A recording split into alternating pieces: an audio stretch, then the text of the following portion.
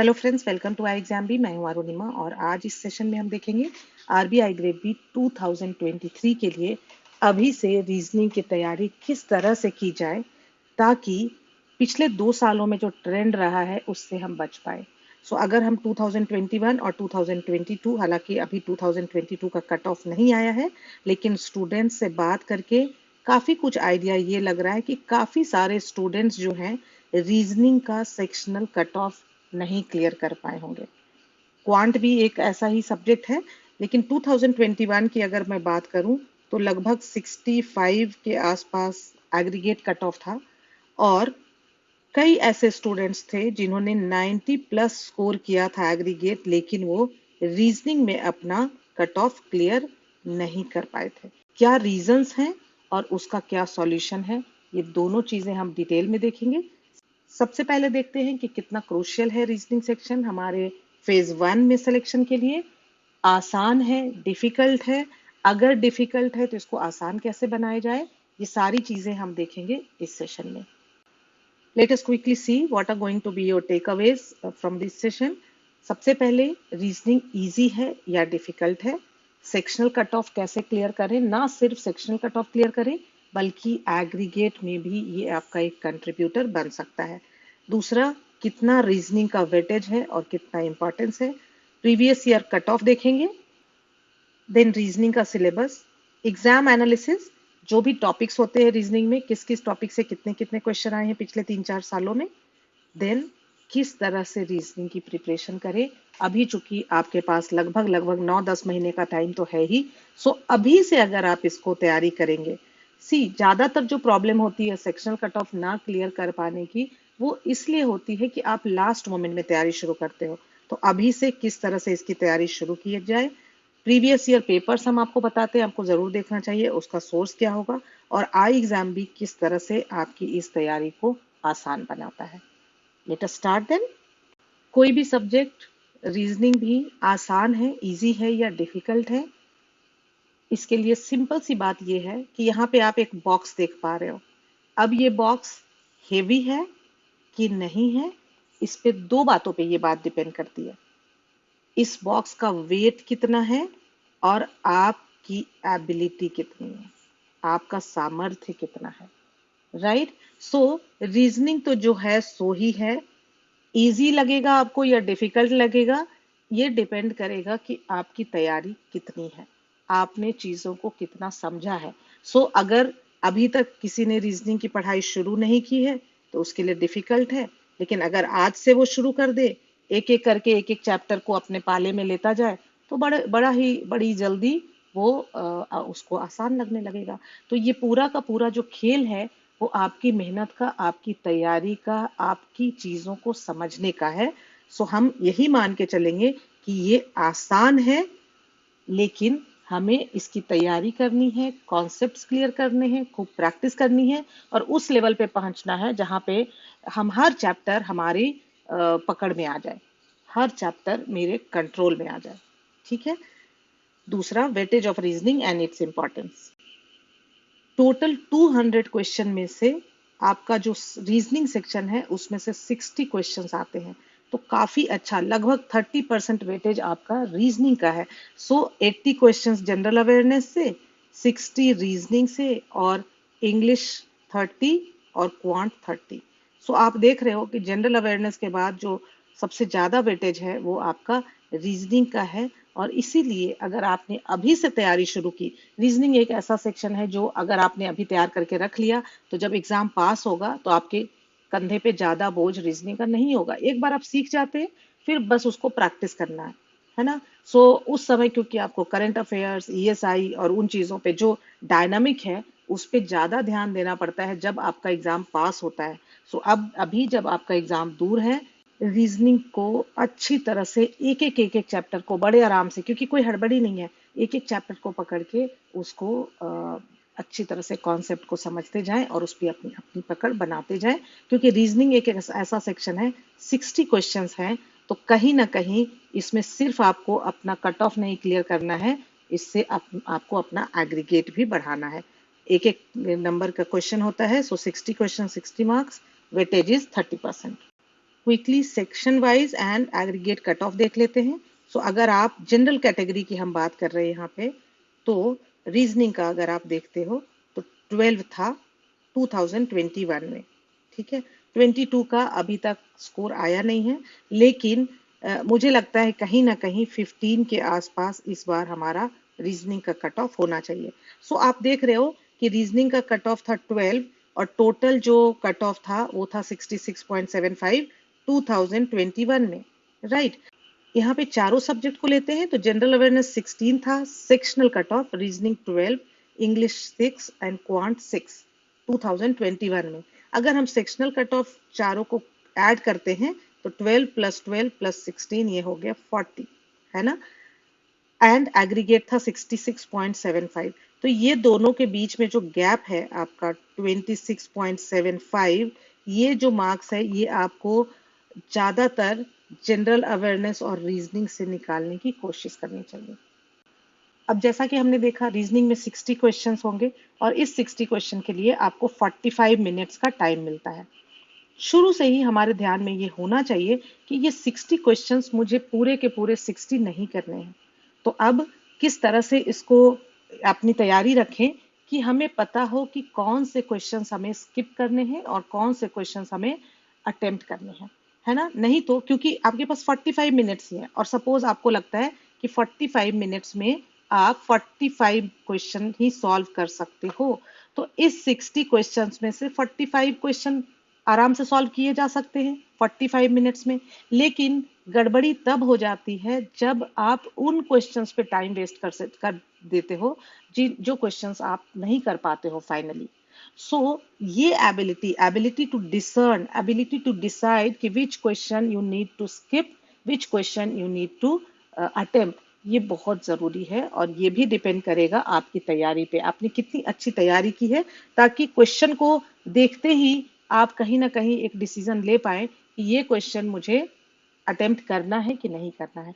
सो 100% तो एक्यूरेसी नहीं आएगी, लेकिन बहुत हद तक अगर आप ये सीख जाते हैं और इस बात की पकड़ रखते हैं कि 60 क्वेश्चंस में से 45 क्वेश्चन करने का अगर हमारे पास टाइम है, तो वो जो चुनाव है 45 क्वेश्चंस का वो सही होना चाहिए।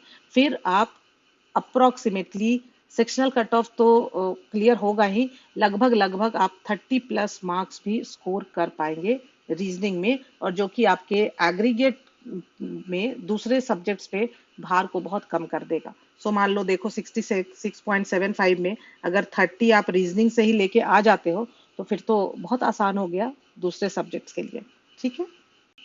2021 का हम देख चुके हैं, 2020 में एग्जाम नहीं हुआ था और उसके पहले के 7 इयर्स का आप कट ऑफ यहाँ देख सकते हो। अगर हम रीजनिंग की बात करें 27, 24, 15, 15, 11, 15, 15, और क्यों ऐसा है कि कभी 27 है कभी 15 है, क्योंकि depending on the difficulty level of the paper. अगर पेपर ज़्यादा डिफिकल्ट होगा कट ऑफ नीचे जाएगा, और पेपर अगर इजी होगा कट ऑफ हाई जाएगा। फिर भी मैं कहूँगी चूंकि अभी एग्जाम में टाइम है, आपको 30 प्लस का टारगेट तो बिल्कुल रखना ही है, इससे कम नहीं रखना है। रीजनिंग में 30 प्लस का टारगेट आपको डे 1 से लेकर चलना है। So quickly let us see the syllabus. Common sense reasoning, common sense reasoning में कई सारे सब चैप्टर्स हैं। Gap between letters, numbers, letter symbol, number arrangement, direction, ranking series, इसमें भी थोड़े थोड़े मॉडिफिकेशंस होते चले जा रहे हैं। अब डायरेक्शन में अरेंजमेंट भी वो देने लगे हैं, डिस्टेंस एंड डायरेक्शन वाले क्वेश्चन देने लगे हैं। लेकिन बेसिक यही है कि आपको अगर एक डायरेक्शन सेंस है और आप प्रैक्टिस करते हैं तो किसी भी तरह के क्वेश्चन आप हैंडल कर पाओगे। Coding, decoding, inequalities and coded inequalities, silogs, input output, blood relations, sitting arrangement, puzzles, data sufficiency and analytical reasoning. Analytical reasonings के क्वेश्चन आपको जरूर अटेम्प्ट करने चाहिए, जरूर सीखने चाहिए। कंपैरेटिवली अगर हम पजल से कंपेयर करें तो काफी आसान है एनालिटिकल रीजनिंग, बस एक बार बात को समझने भर की देर है। वहाँ पे कुछ कीवर्ड्स हैं जिनको पकड़ना है और कुछ बेसिक रूल्स हैं, फिर बड़ी आसानी से आप एनालिटिकल रीजनिंग के क्वेश्चंस कर सकते हैं। रीजनिंग की ब्यूटी ये है कि एक एक करके आपस में जो चैप्टर्स हैं ये सारे चैप्टर आपस में एक दूसरे पर डिपेंडेंट नहीं है, इंडिपेंडेंट चैप्टर है। तो आप कोई भी चैप्टर आगे पीछे ऐसा नहीं है कि आपको पहले सिलॉग्स ही करना है या पहले आपको पजल ही करना है, आप कर सकते हैं क्योंकि ये इंडिपेंडेंट चैप्टर्स हैं। इसमें मैं ये आपको सलाह दूंगी, चूंकि अभी टाइम है, आप एक चैप्टर उठाओ। जैसे मान लो आपने सिलॉक्स उठाया, अब 2-3 दिन लगातार सिलॉक्स करके इस पे अपनी पकड़ बना लो। इसी तरह से बाकी चैप्टर्स पे भी आपको करना है। पजल एंड सिटिंग अरेंजमेंट का वेटेज इन्होंने बढ़ा दिया है। पिछले साल भी 25 questions out of 60 questions puzzles and sitting arrangement से थे। सो कहीं ना कहीं आपको हर दिन पजल एंड सिटिंग अरेंजमेंट की तैयारी करनी है। कुछ वक्त आपको हर दिन पजल एंड सिटिंग अरेंजमेंट पे देना है। और ये सारे चैप्टर में एक चीज कॉमन होगा कि आप बहुत इजी से स्टार्ट करें और धीरे धीरे मॉडरेट पे जाएं और फिर डिफिकल्ट पे जाएं। सो आई एग्जाम बी में जो आपको स्टडी मटेरियल है, जो वीडियोस हैं, जो चैप्टर टेस्ट हैं और जो प्रैक्टिस क्वेश्चंस हैं, वो इसी तरीके से अरेंज किए गए हैं ताकि आप कब इजी से मॉडरेट और कब मॉडरेट से डिफिकल्ट पे चले जाते हो आपको पता भी नहीं चलता है। So gradually you learn the concept and you are able to solve all the questions. So अभी 2022 में जो रिसेंटली एग्जाम हुआ था उसमें 25 question puzzle and sitting arrangement से थे। Circular uncertain sitting arrangement 5, floor and flat based puzzle 5 question, scheduling puzzle time slots वाले 5, box based puzzle 5, year based puzzle 5। Puzzle and sitting arrangement के अलावा जो questions आए थे, direction distance 5, data sufficiency 4, syllogism 3, blood relations with ages 4, word based arrangement 1, machine input 5, logical reasoning ये आपका analytical reasoning जो courses of action assumptions based question होते हैं 8, मिसलेनियस 5। सो ये टोटल हो गए 35 और 35 प्लस 25 जो हमारे पजल एंड सिटिंग अरेंजमेंट दोनों मिला के हो गए 60। सो ये ब्रेकअप था, आपको एक अंदाजा लगा होगा। रीजनिंग में आप कोई भी चैप्टर छोड़ नहीं सकते, सारे चैप्टर्स आपको करना है। हो सकता है 1-2 चैप्टर से सवाल ना आए, लेकिन आप अफोर्ड नहीं कर सकते हो किसी एक चैप्टर को छोड़ना। पहले ही नंबर ऑफ चैप्टर्स कम है, सो हमें एक एक करके सारे चैप्टर्स को अपने कंट्रोल में ले लेना है। ये पिछले 5 सालों का ट्रेंड है, कौन से टॉपिक से कितने क्वेश्चन आए थे 2018 से लेके 2020 तक, ये आप स्क्रीनशॉट लेके अपने पास रख लें। हालांकि यहाँ पे मैंने आपको ये बताया कि किसी भी चैप्टर को छोड़ना नहीं है, लेकिन आपको ये अंदाजा लग जाएगा कि कौन सा चैप्टर हर बार, किस चैप्टर से हर बार जरूर क्वेश्चन आता है, मतलब वो हमारे लिए ज्यादा इंपॉर्टेंट है। क्या होनी चाहिए आपकी रीजनिंग की स्ट्रैटेजी? तो अगर आप बिगिनर हैं सपोज, या फिर मान लो थोड़े दिनों से आपने शुरू भी की है तैयारी लेकिन एक सही तरीके से नहीं की है, तो सबसे पहले तो कि आपको बिल्कुल फोकस्ड होना है अब अपनी तैयारी के लिए। आप ये बिल्कुल ना सोचें कि अभी बहुत सारा टाइम है, आप ऐसे ही सोचें कि मुझे तैयार रहना है, कि मान लो 3-4 महीने में भी एग्जाम हो जाए तो मैं तैयार हूँ। इस तरह से आपको अपने प्रीशियस टाइम को वैल्यू करना है, उसको समझना है, वेस्ट नहीं करना है। तो आप बिल्कुल ये मत सोचें कि बहुत सारा टाइम है, आपको ये समझना है कि बहुत सारा सिलेबस है, बहुत सारे सब्जेक्ट हैं, और जब एग्जाम पास होगा, आई एम रीइटरेटिंग इट, तब आपको डायनेमिक पार्ट पे ज्यादा फोकस करना पड़ेगा। सो इस तरह की चीजें जहाँ पे कॉन्सेप्ट क्लियर करके आप एक साइड में रख सकते हो, रीजनिंग, क्वांट, इंग्लिश, ये तीनों सब्जेक्ट ऐसे हैं जिनको आप अभी तैयारी करके एक साइड में रख ले और फिर सिर्फ प्रैक्टिस भर टाइम आप उस समय देंगे जब आपका एग्जाम है। ठीक है, तो रीजनिंग में अगर आप एकदम बिगिनर हैं, मैं कहूंगी कि नेक्स्ट 15 डेज, 15-20 डेज आप सिर्फ और सिर्फ रीजनिंग पे फोकस करें। ठीक है, मान लो आप दिन में 8 आवर्स स्टडी करते हैं, तो 8 आवर्स में 6 घंटे आप सिर्फ रीजनिंग को दें, और फिर 2 घंटा आप दूसरे किसी भी सब्जेक्ट को, हो सके तो जनरल अवेयरनेस को दें, क्योंकि वो भी काफी इंपॉर्टेंट है। और 15 दिन में आप देखोगे कि काफी चीजें आपको अब समझ में आने लगी हैं, काफी चैप्टर्स से अब आपके क्वेश्चंस सॉल्व होने लगे हैं। उसके बाद आप सेम रीजनिंग, अगर क्वांट में आपको डिफिकल्टी लगती है तो फिर नेक्स्ट 15-20 डेज आप पूरा का पूरा क्वांट को दें, पूरा नहीं तो कम से कम 75% टाइम।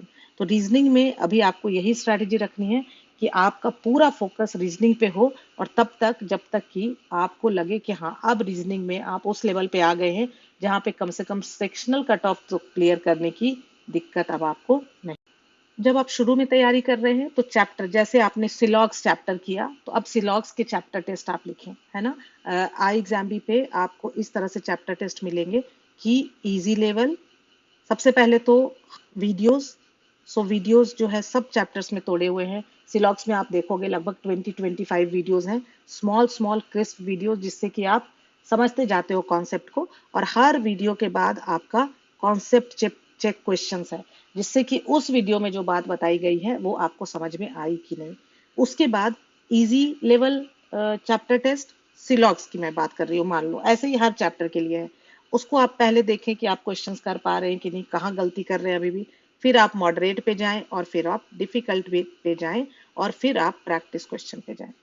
उसके बाद मैं ये सजेस्ट करूंगी कि जरूर आप प्रीवियस ईयर पेपर तो आपको एक नजर पहले ही देख लेना है, टू गेट एन आइडिया कि किस तरह के क्वेश्चन पूछे जाते हैं। अब ये previous year memory based paper आपको आई एग्जाम बी के वेबसाइट पे मिल जाएंगे। आपको मालूम ही होगा कि आई एग्जाम बी पे सारे मॉक टेस्ट फ्री अवेलेबल हैं, आपको कोई भी अमाउंट पे करने की आवश्यकता नहीं है। सो ये मेमोरी बेस्ड पेपर भी मिल जाएंगे, और अदरवाइज भी लगभग 100+ एग्जाम्स के लिए आपको मॉक टेस्ट फ्री अवेलेबल है आई एग्जाम बी के वेबसाइट पे। तो आप जरूर इसका फायदा उठाएं। जिस भी एग्जाम की आप तैयारी कर रहे हैं उसके मॉक टेस्ट को आप आई एग्जाम बी के वेबसाइट पे जाकर लिख सकते हैं। अगर आप आरबीआई ग्रेड बी एग्जाम की तैयारी कर रहे हैं अगले साल के लिए, और अगर आपको लगता है कहीं ना कहीं आपको गाइडेंस की आवश्यकता है, सो आई एग्जाम बी से बेहतर आपके लिए कोई और चॉइस नहीं हो सकती है।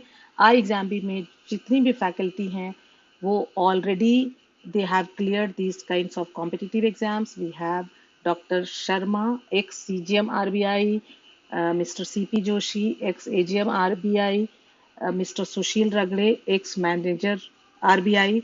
So RBI की ये 3 स्ट्रॉन्ग फैकल्टीज हमारे पास हैं। इसके अलावा जितने भी और फैकल्टीज हैं वो किसी न किसी कॉम्पिटिटिव एग्जाम्स को क्लियर करके आई हैं, एंड दे नो एग्जैक्टली कि किस तरह से इन एग्जाम्स को क्लियर किया जाता है, क्या आपकी स्ट्रैटेजी होनी चाहिए।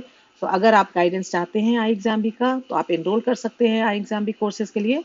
न सिर्फ आरबीआई बल्कि और भी कई सारे एग्जाम्स के लिए आई एग्जाम बी के ऑनलाइन कोर्सेज अवेलेबल हैं। Luckily, flat 45% off offer is there. So if you want to avail this, you can use code BEE45. सो मैं कहूँगी ये एक सुनहरा मौका है, आपको ज़रूर इसके विषय में सोचना चाहिए, क्योंकि फिर आपको पूरा का पूरा अमाउंट पे करना पड़ेगा। So it is going to be very beneficial for you. अब अगर मैं समराइज करना चाहूँ इस पूरे सेशन को, तो आपको क्या करना है, आपको सिलेबस लेना है सामने, आपको सिलेबस रखना है रीजनिंग का, प्रीवियस ईयर पेपर देखना है एक बार एक नज़र, और कट ऑफ देखना है जिससे आपको अंदाजा लगे कि आपका टारगेट स्कोर क्या होना चाहिए। पहला जो आपका टारगेट होना चाहिए वो कि आप सेक्शनल कट ऑफ क्लियर कर पाए। और अभी चूंकि काफी सारा टाइम है, सबसे पहले आप मॉक टेस्ट पे ना जाके मॉक टेस्ट देख करके एक अंदाजा लगा ले, और आप एक एक चैप्टर को पकड़े, एक चैप्टर पकड़े उस पर 2 दिन 3 दिन लगाना है लगाएं। कुछ चैप्टर तो रीजनिंग के ऐसे हैं कि एक दिन में ही आप सुबह से शाम तक बैठेंगे तो काफी कुछ आइडिया लग जाएगा, और उसके बाद आप उसको धीरे धीरे प्रैक्टिस करें। इस तरह से एक एक करके, तो 2 बातें मैंने बोली, एक एक चैप्टर पकड़ें और अगले 15 दिन सिर्फ और सिर्फ रीजनिंग पे फोकस करें। 75% टाइम आप अपना रीजनिंग पे दें।